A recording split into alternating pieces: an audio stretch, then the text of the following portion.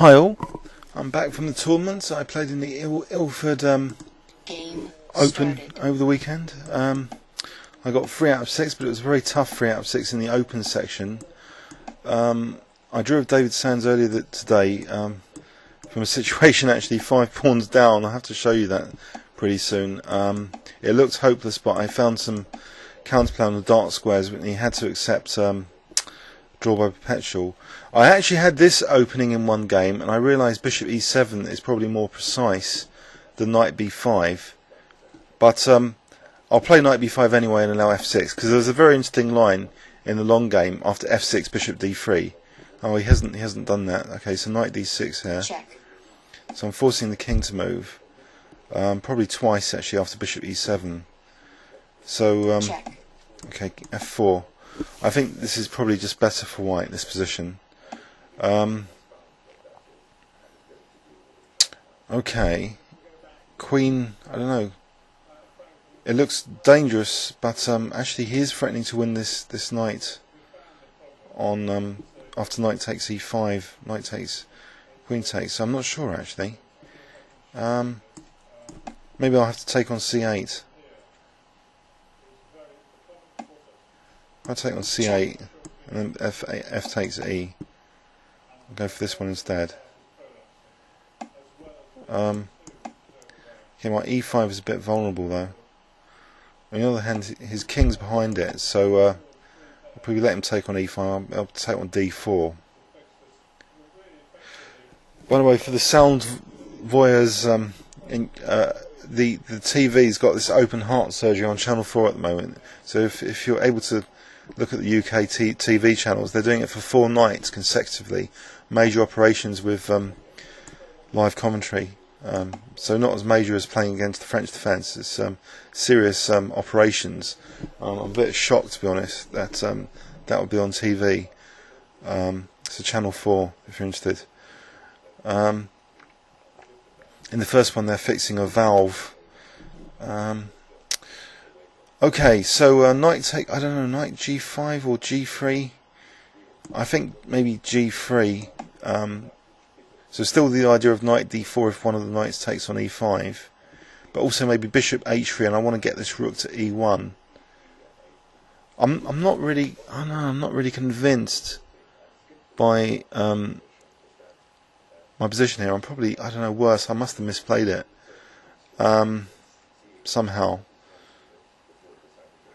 So this Alekhine Gambit, Alekhine-Châtard Gambit, Chatard is quite effective in practice, even though, you know, so you're sacrificing a pawn, you're getting dangerous compensation usually on the dark squares. Okay, so at least I'm getting that pawn back. Hopefully his king's a little bit more exposed. But am I going to be able to get in, have time to get in bishop h3? He's going to be pestering me with something tactical now. So bishop h3 and rook he1.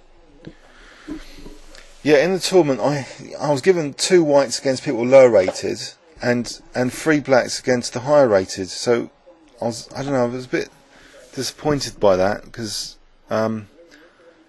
it's not great when you're up against 200 plus, you know, on the ECF ratings, and you're black all the time against them, one after the other. It's a bit I don't know, but I had a half-point buy, to be fair. So in round 2, but still, you know, after I came back today, I was shattered. You know, bishop g2 here looks promising to chase that pesky knight away, but then maybe queen g3, but then rook h3. I've got rook h3 resource here. So is he going to play queen g3 and miss rook h3, I wonder? That's probably easy to miss. But if the knight moves back, then I'll have my dream rook he1 move here.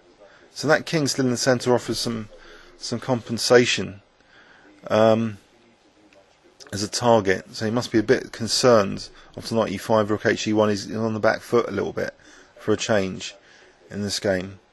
So his rating's not that far behind mine on this auto pairing.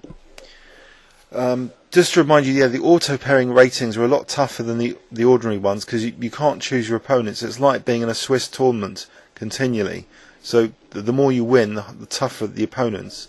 And it's going to reach a stage I'm going to lose every other game, and then I think I'm going to have to video annotate the losses, because it will be just too exhausting to selectively just describe my wins with live commentary. So I have actually, you know, 1 or 2 times recorded with live commentary when I've lost, and so far I haven't showed you those. In fact, more than 1 or 2, I might be telling fibs there. So basically, yeah, I do lose. I'm not far off, especially you know, in Blitz anyone can lose. It is full of blunders.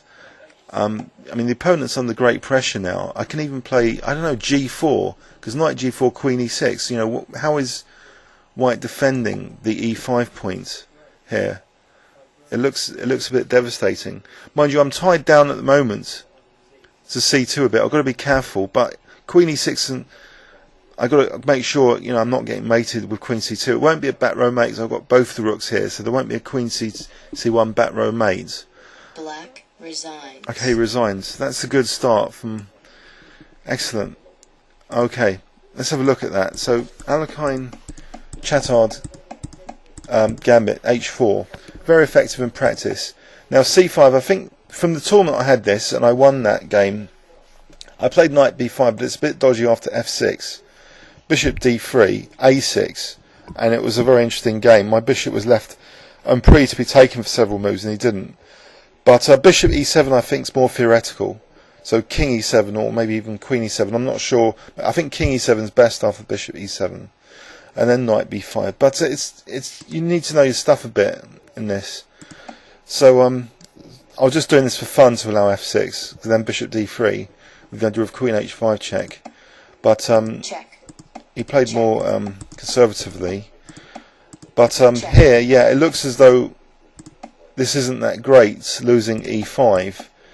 But if I'm getting D4 back, though, maybe it's not as bad as I first thought. So this is an attempt to connect rooks, and it was, I don't know, pulled off remarkably better than I thought.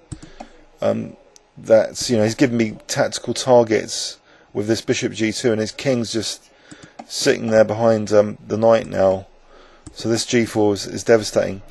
So I hope you enjoyed that, and that leaves me at 2198 now. So nearly the 2200 mark again. Please leave any comments or questions on YouTube. Thanks very much.